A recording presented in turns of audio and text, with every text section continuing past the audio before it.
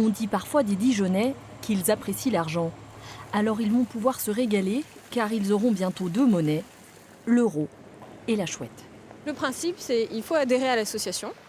Une fois qu'on a adhéré à l'association, on peut venir dans un comptoir de change ou un guichet en banque échanger en fait les monnaies locales en euros et ensuite venir les dépenser dans un réseau de partenaires locaux. Troquer des euros contre des chouettes, puis faire ses achats dans les commerces membres du réseau. Un geste militant fort pour dynamiser le territoire.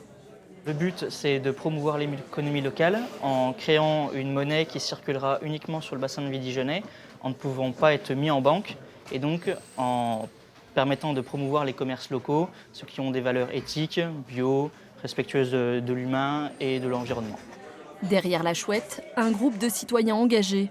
Des bénévoles qui continuent de se former avant de lancer ce réseau à contre-courant du système monétaire classique. En gros, comment elle circule aujourd'hui et qu'est-ce qu'il faudrait corriger. C'est des outils d'appropriation citoyenne qui permettent aux gens de se poser des questions sur comment il se passe le développement territorial là où j'habite et comment, à partir d'un outil qui est la monnaie, je peux contribuer pour que cet outil, les commerçants, l'économie sociale et solidaire et tout ça, puisse prendre aussi une place plus importante dans nos échanges et dans la société. Dans cette épicerie, par exemple, au lieu d'acheter vos biscuits en euros, vous pourrez les payer en chouette. Tout cela est très sérieux et encadré par la loi de 2014 relative à l'économie sociale et solidaire. Un concept qui pourrait typiquement intéresser ce commerçant. Est-ce que vous la connaissez, cette monnaie? Oui, on en a un petit peu entendu parler. La chouette? Oui. Est-ce que vous seriez prêt en tant que commerçant à jouer le jeu? Oui, nous complètement. En fait, ça rentre totalement dans notre démarche de relocaliser, nous, l'alimentation notamment. Mais du coup, qui dit relocalisation de l'alimentation, dit aussi relocalisation des richesses. Donc pour nous, ça tombe complètement sous le sens. En France, ces devises se sont développées en 2010 après la crise économique. On en recense aujourd'hui une cinquantaine. Elles sont utilisées sur un territoire restreint, ville ou région. En Franche-Comté, la pive a vu le jour il y a 2 ans et cette petite monnaie est devenue grande.